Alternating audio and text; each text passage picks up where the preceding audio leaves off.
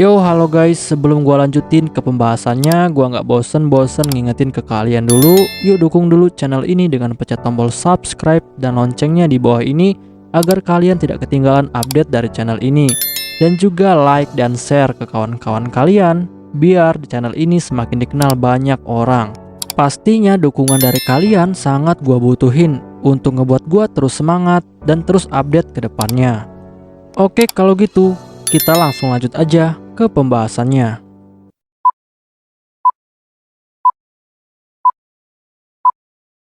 Yo, halo guys, kali ini gua bakal ngebahas light novel Ari Fureta volume kelima, chapter kelima. Di chapter sebelumnya, kita semua sudah tahu bahwa Hajime dan kawan-kawan sudah berhasil sampai dan masuk ke dalam labirin bawah laut Mergine. Dan saat ini, Hajime dan Kaori telah terpisah dari yang lainnya. Untuk kalian yang belum nonton di chapter sebelumnya, silahkan ditonton terlebih dahulu. Saat ini, Hajime dan Kaori masih terus berusaha untuk melalui ujian dari labirin ini. Dan Kaori sangat ketakutan dengan keadaan ini dan hampir pingsan berkali-kali. Di sisi lain, Hajime yang melihat bahwa Kaori sangat ketakutan. Hajime pun mencoba untuk menenangkan Kaori. Tapi tiba-tiba, kabut pekat menghalangi pandangan mereka. Dan setelah itu, banyak jebakan yang menyerang mereka berdua. Tapi untungnya, dapat diatasi semuanya oleh Hajime. Tetapi, tiba-tiba Kaori terbawa oleh angin yang sangat kencang dan terpisah dengan Hajime. Dan Hajime pun terus mencoba untuk memanggil Kaori yang telah menghilang. Tapi tidak ada jawaban dari Kaori. Hajime pun lalu diserang oleh seorang ksatria, tapi dengan mudah dilenyapkan oleh Hajime. Setelah itu, musuh yang sama pun terus bermunculan dan mulai membuat Hajime sangat kerepotan. Hajime pun lalu memutuskan untuk menggunakan sihir skala besarnya untuk menyingkirkan mereka semua. Karena Hajime khawatir jika dia berlama-lama di sini, maka Kaori pasti akan dalam bahaya. Di sisi lainnya, Kaori saat ini sangat ketakutan karena dia berpisah dengan Hajime. Dia terus mencoba untuk berusaha menguatkan dirinya. Tapi tiba-tiba ada sebuah tangan yang memegangi pundaknya. Dan Kaori pun berpikir bahwa itu adalah tangan Hajime. Tetapi setelah Kaori memegang tangan itu, ternyata di sini Kaori merasakan jika tangan itu terasa sangat dingin. Dan itu bukanlah tangan Hajime. Dan akhirnya Kaori menyadari jika itu bukanlah Hajime. Saat Kaori menengok ke belakang, ternyata orang itu menyerupai seperti wanita. Dan dalam sekejap, Kaori pun kehilangan kesadarannya. Di sisi lainnya, Hajime terus mencari Kaori sambil bertarung dengan musuh-musuh yang terus bermunculan. Setelah Hajime mengalahkan mereka semua, Hajime pun mencoba memanggil Kaori lagi. Tapi kali ini, tiba-tiba Kaori menjawab panggilan dari Hajime. Dan Hajime pun langsung mendekatinya. Tapi Hajime di sini merasakan bahwa itu bukanlah Kaori. Hajime tahu bahwa itu hanya tubuhnya Kaori saja, tapi yang ada di dalamnya bukanlah Kaori. Lalu Kaori itu pun tiba-tiba memeluk Hajime. Dan Hajime hanya bisa diam saja karena Hajime tahu itu bukanlah Kaori. Setelah itu, Hajime pun langsung membidikkan donornya ke kepala Kaori palsu itu. Tapi Kaori palsu itu terus bertingkah seolah-olah dia adalah Kaori yang asli.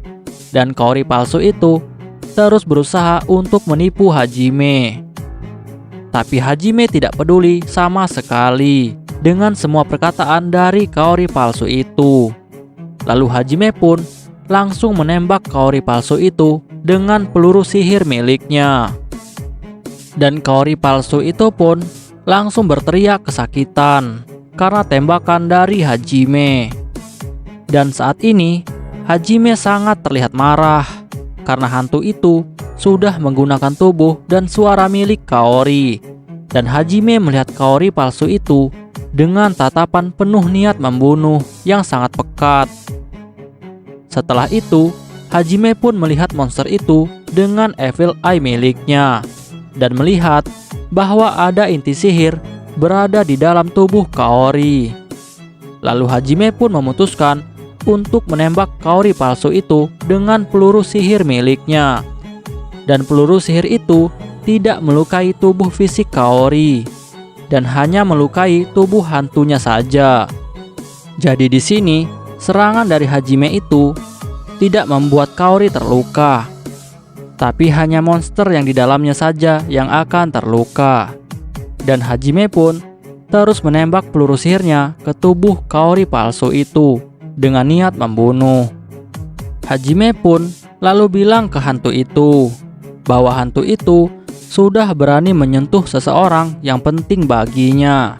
Dan Hajime juga bilang bahwa dia akan sangat marah jika ada seseorang yang berani mengambil sesuatu yang penting bagi dirinya. Di sisi lain, monster hantu yang mendengar perkataan dari Hajime itu, monster itu pun merasa sangat ketakutan dengan aura membunuh Hajime yang sangat pekat. Bahkan saking takutnya, monster itu pun ingin cepat-cepat menghilang karena baginya kematian lebih baik daripada harus disiksa oleh Hajime. Tapi tiba-tiba tubuh Kaori pun mulai bersinar, dan ternyata itu adalah sebuah sihir yang akan otomatis aktif saat tubuh Kaori merasakan status yang tidak normal. Sihir itu adalah sihir penyembuhan yang dapat menyembuhkan status tidak normal.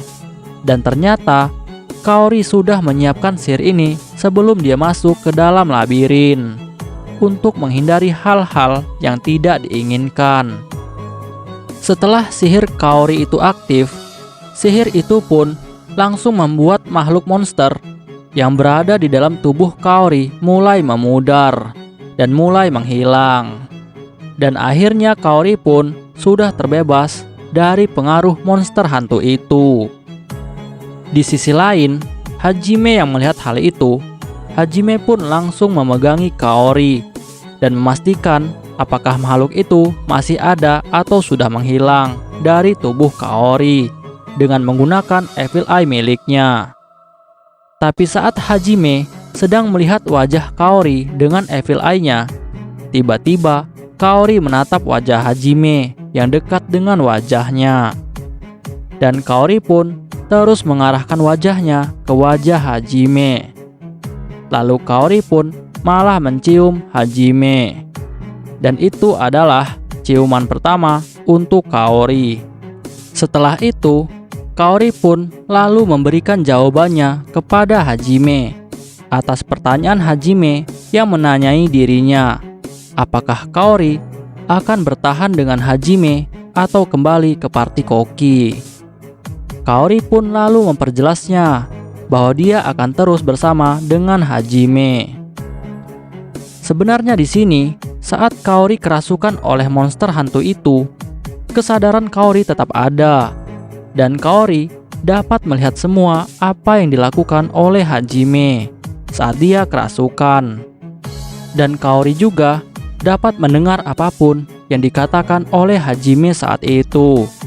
Dan saat itu Kaori mendengar jika Hajime menganggapnya sebagai orang yang penting.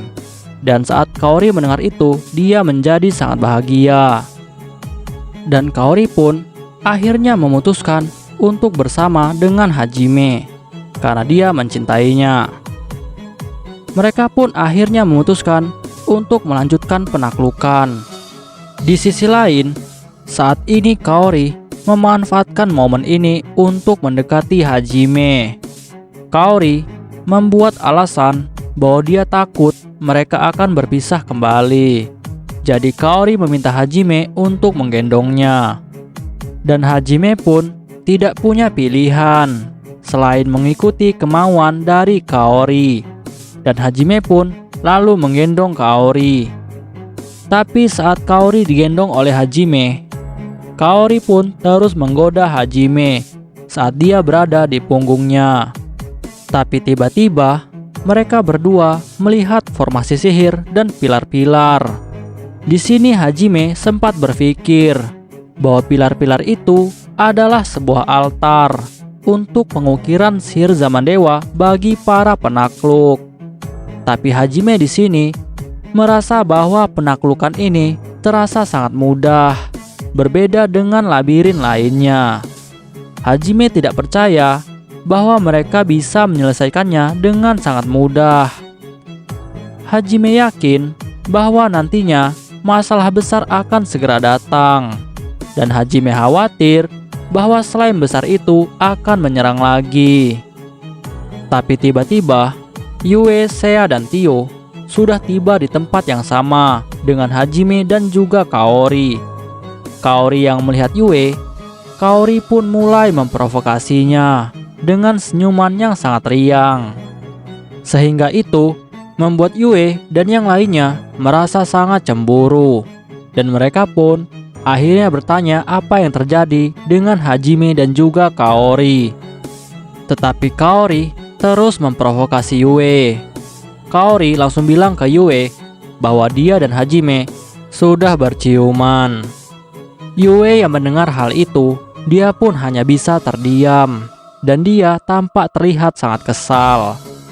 Tapi Seiya tampaknya tidak terganggu dengan hal itu. Malahan Seiya seperti tertarik dengan hal itu.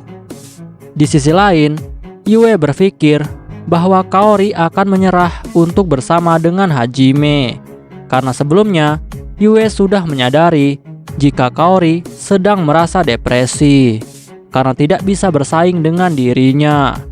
Tapi di sini Yue malah terkejut karena Kaori malah pulih dari depresinya dan lebih agresif dari sebelumnya.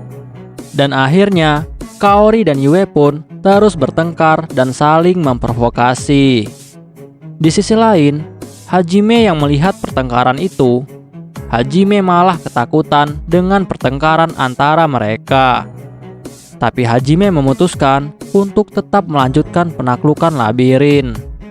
Dan mereka pun akhirnya telah berhasil sampai di tempat altar sihir itu. Dan saat mereka semua sudah berdiri di atas altar itu, tiba-tiba altar itu langsung bersinar.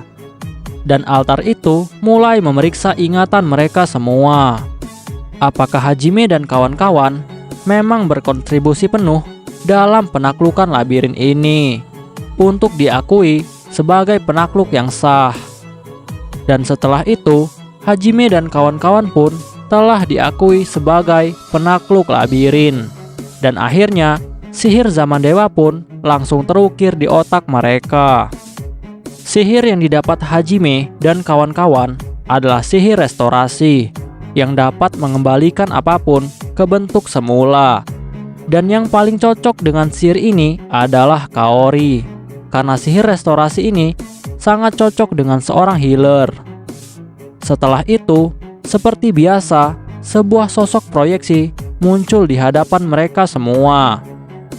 Ternyata sosok itu adalah pendiri dari labirin ini, dan namanya adalah Melmergine. Dan dia berasal dari klan laut, sama seperti Miu. Dia pun mulai menyampaikan pesan seperti di labirin-labirin lainnya. Lalu, Hajime dan kawan-kawan telah mendapatkan bukti bahwa mereka telah berhasil menaklukkan labirin ini. Dan tiba-tiba mereka dikeluarkan secara paksa dari dalam labirin dengan semburan air yang sangat kuat. Dan semburan itu langsung menuju keluar dari labirin. Dan ternyata itu adalah jalan pintas untuk keluar dari labirin ini. Setelah itu, mereka pun langsung terbawa oleh arus itu. Dan di sini ternyata dugaan Hajime ternyata benar.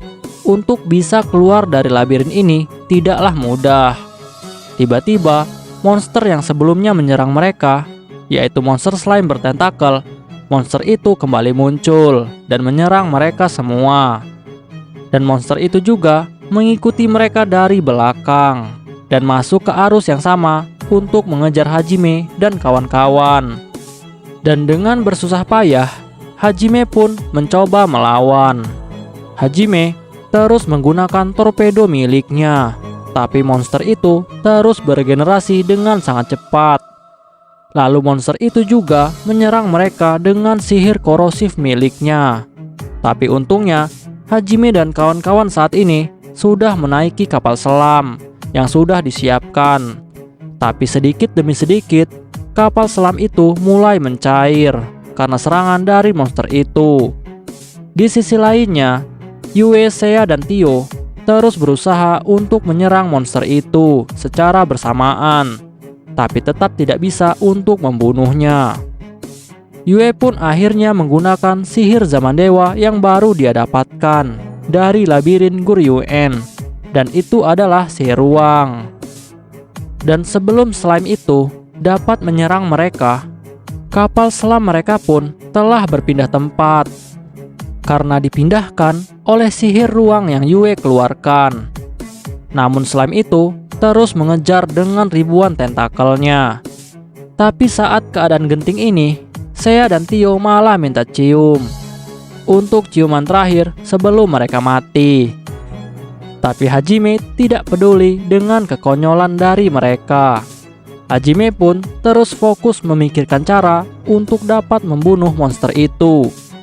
Tapi Hajime pun akhirnya menemukan sebuah ide.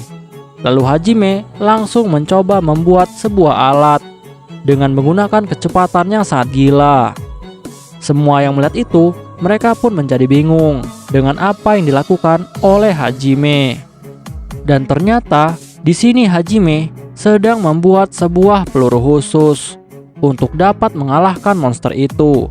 Tapi Hajime membutuhkan waktu 3 menit untuk dapat membuatnya. Peluru itu dikombinasikan dengan berbagai sihir. Ini adalah harapan terakhir Hajime untuk dapat mengalahkan monster itu. Tapi sebelum peluru itu selesai, monster itu pun menyerang kembali.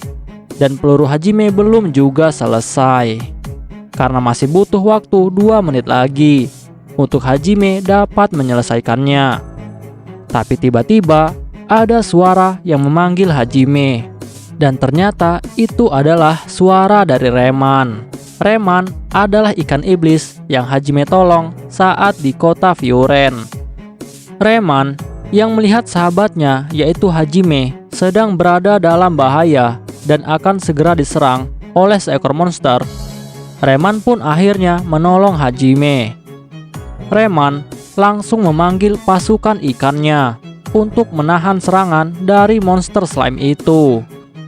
Dan itu memberi waktu 3 menit kepada Hajime. Dan akhirnya peluru Hajime yang baru dia buat pun telah selesai.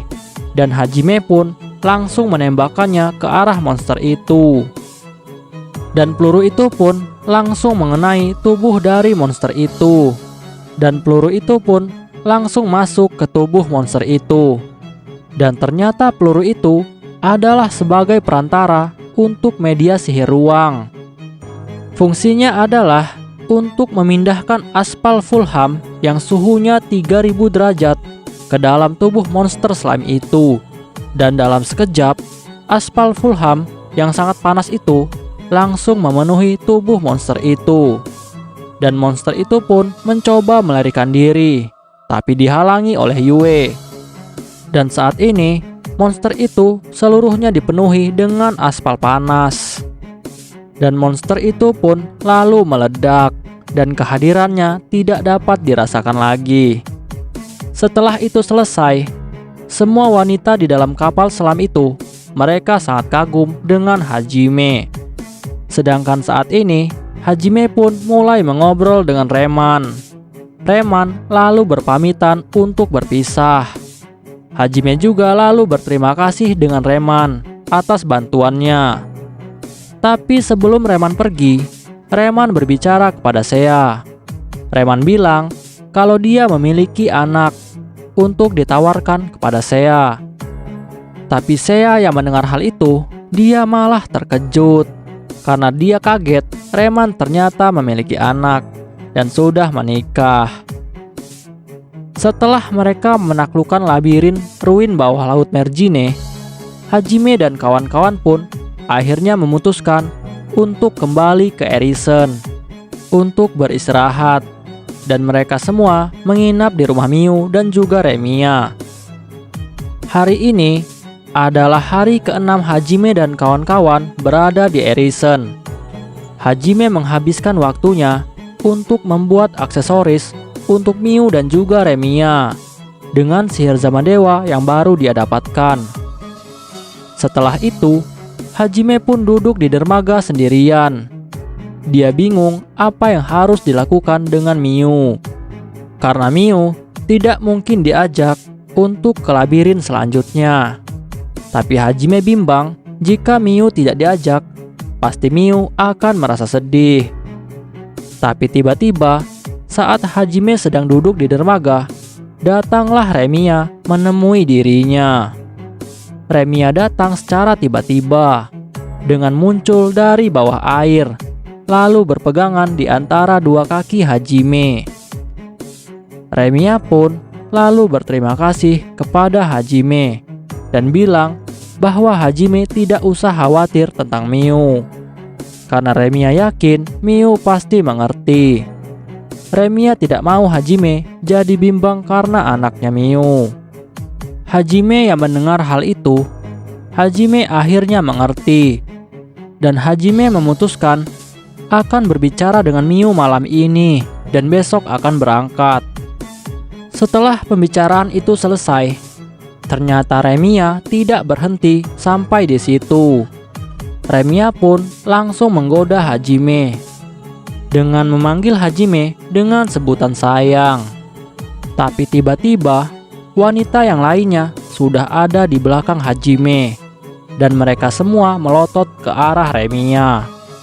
Tapi Remiya seolah tidak terpengaruh sama sekali. Seperti biasa, terjadi banyak perebutan di antara wanita itu untuk mendekati Hajime. Dan saat ini, Hajime dikelilingi banyak wanita. Dan itu membuat para laki-laki yang melihatnya penuh rasa iri dan rasa cemburu yang sangat besar. Bahkan Hajime dapat merasakan hal itu. Dan tidak lama, akhirnya malam sudah tiba. Dan Hajime berbicara kepada Miu bahwa Hajime dan kawan-kawan akan melanjutkan perjalanan. Ternyata, seperti dugaan Hajime, Miu pun terlihat sangat sedih. Dan Miu bertanya kepada Hajime, apakah Hajime mau jadi papanya selamanya. Hajime yang mendengar hal itu, Hajime pun lalu mengiyakan pertanyaan dari Miu.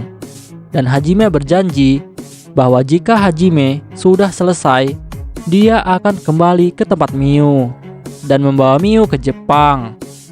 Tapi Miu membuat permintaan lain yang tak terduga. Miu meminta Hajime untuk mengajak mamanya juga untuk ikut ke Jepang. Hajime yang mendengar hal itu, dia menjadi sangat terkejut. Tapi Hajime tahu bahwa jika dia membawa Miu ke Jepang, maka dia juga harus membawa ibunya. Dan Hajime pun tidak punya pilihan selain menerima permintaan dari Miu. Dan Remiya juga terus menggoda Hajime dengan bilang bahwa dia pasti akan selalu ikut bersama suami dan juga anaknya kemanapun mereka berada. Keesokan harinya, dengan diantarkan Remiya dan juga Miu, Hajime dan kawan-kawan akhirnya melanjutkan perjalanan selanjutnya. Tapi sebelum melanjutkan ke tujuan selanjutnya, Kaori pun langsung memohon ke Hajime untuk kembali ke kerajaan Ankaji terlebih dahulu. Karena Kaori saat ini sudah mendapatkan sihir zaman dewa, yaitu sihir restorasi. Kaori ingin mencoba mengembalikan keadaan oasis yang masih tercemar menjadi seperti semula dengan sihir restorasi yang telah dia dapatkan dari labirin besar. Dan Hajime pun akhirnya setuju. Dan tidak lama, mereka pun akhirnya sampai di depan pintu gerbang Ankaji. Dan saat itu sangat ramai. Tapi karena Hajime dan kawan-kawan adalah tamu khusus, mereka pun lalu disambut dan disuruh menunggu di ruang tunggu. Kaori pun lalu menjelaskan ke penjaga bahwa dia ingin bertemu dengan Raja Ranzoi dan mau mencoba mengembalikan oasis ke keadaan semula. Lalu penjaga pun terlihat sangat senang dan bilang ke Kaori bahwa dia akan segera memanggilkan raja. Dan tidak lama, Raja Ranzoi pun akhirnya tiba di tempat Hajime dan kawan-kawan. Lalu Raja Ranzoi pun berbincang sebentar dengan mereka semua. Setelah itu, Kaori pun langsung menanyakan keadaan oasis saat ini kepada Raja Ranzoi. Dan Raja Ranzoi pun dengan kecewa memberitahukan bahwa oasis masih tercemar. Lalu Ranzoi pun memandu mereka semua ke oasis yang masih tercemar itu. Setelah sampai di sana, Kaori pun langsung memulai sihirnya, yaitu sihir restorasi. Di sini, Hajime dan saya tidak mempunyai bakat untuk sihir ini. Bisa dibilang yang paling berbakat dengan sihir zaman dewa yang ini adalah Kaori, karena sihirnya yang paling cocok. Dan tidak lama, akhirnya sebuah cahaya pun muncul di atas oasis dan mulai memurnikannya. Setelah selesai, pengawal Raja Ranzoi pun langsung mengeceknya, dan ternyata benar airnya sudah kembali bersih dan tidak tercemar lagi.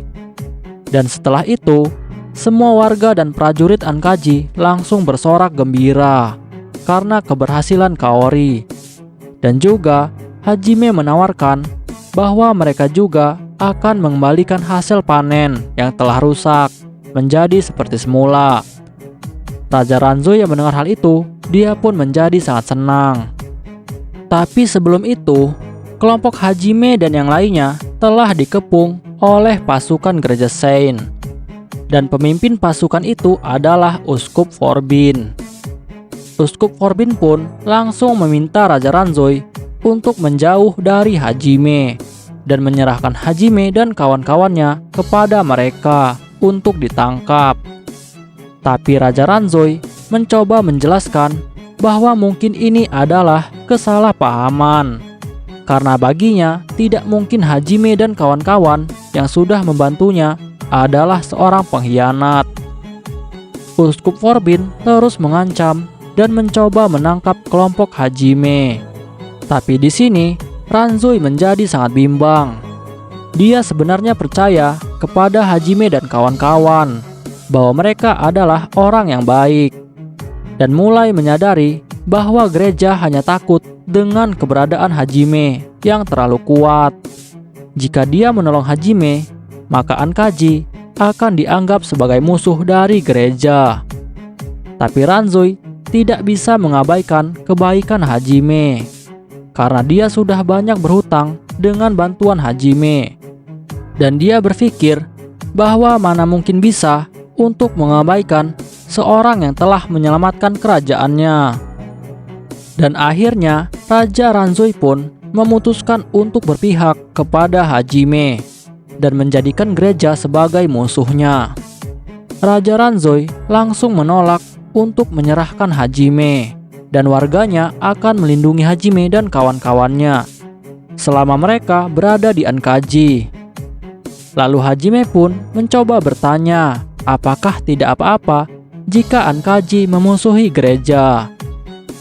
Tapi Ranzoi menjawab dengan penuh keyakinan bahwa dia tidak keberatan tentang hal itu. Bahkan penduduk Ankaji juga membela kelompok Hajime dengan melemparkan batu kepada pasukan gereja suci. Penduduk tidak bisa dibodohi melihat bantuan Hajime dan kawan-kawan yang begitu banyak dan sangat besar. Tapi di sisi lain, Uskup Forbin masih mencoba untuk meyakinkan mereka bahwa Hajime adalah pengkhianat dan orang yang sesat. Tapi itu tidak berhasil. Uskup Forbin dan pasukan gereja sucinya akhirnya pergi. 3 hari setelah keributan itu, Hajime dan kawan-kawan pun telah berhasil mengembalikan hasil panen mereka. Dan banyak warga Ankaji berkumpul di sana, dan mereka sangat bahagia. Lalu Hajime dan kawan-kawan pun disambut dengan pesta sebelum kepergian mereka untuk melanjutkan perjalanan selanjutnya. Setelah 2 hari berakhir, akhirnya Hajime dan kawan-kawan pun memutuskan untuk berangkat melanjutkan perjalanan. Setelah Hajime dan kawan-kawan meninggalkan Ankaji, mereka pun akhirnya bertemu dengan sebuah karavan yang diserang oleh para bandit di jalan raya menuju Horat. Lalu Hajime dan kawan-kawan bertemu dengan seseorang yang tidak terduga. Di sisi lain, di kerajaan Heilig, para murid Aiko mengalami kegemparan yang sangat hebat karena mereka tahu jika Aiko telah menghilang dan belum kembali sampai sekarang.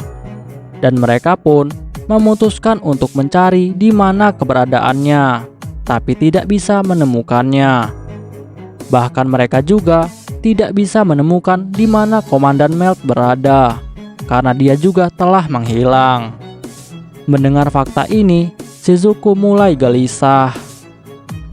Mereka pun mulai berharap bahwa jika ada Hajime, pasti masalah ini bisa diatasi.